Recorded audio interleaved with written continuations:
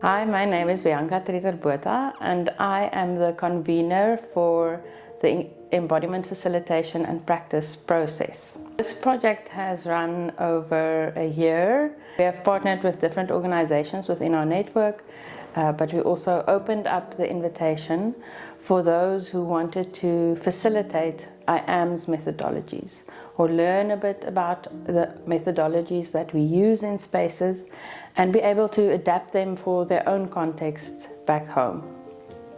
In the past, IAM had a training of trainers program, which was a once-off 1 week or 3-day process wherein participants would learn the methodologies that IAM uses. But we realized at some point that people need more than just training, because sometimes people show up to processes and they carry trauma with them. We realized that people that we train to facilitate also come with their own stories from their own contexts. They have things that activate them.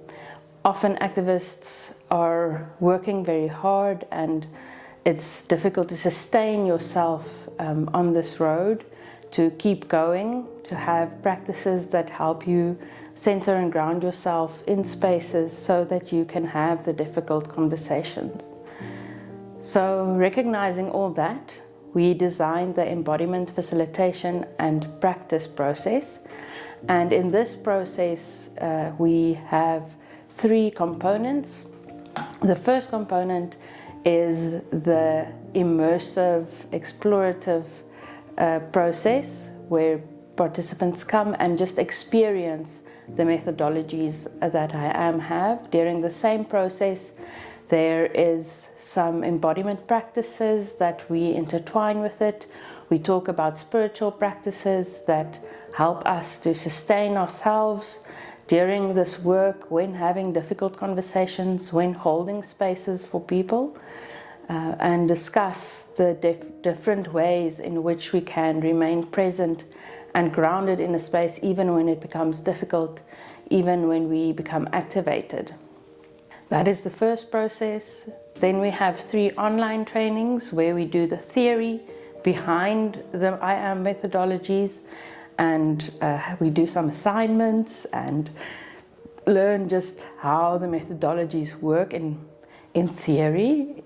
And then in the last convening, or the last part of the process, we do in practice training. So this is the original TOT, training of trainers, but in a more practiced and in a more participatory way. So participants get the chance to practice their facilitation within a contained space that is safer maybe than would be when we go out into the field and get feedback from peers and some of the IAM staff. And in this space they can explore, try things out, see what works, what doesn't work, and all of us learn from the collective facilitation process. During this last embodiment facilitation and practice process, thus facilitators, which we now call them, they're not only participants anymore, the facilitators had a chance to facilitate different IAM methodologies to the group.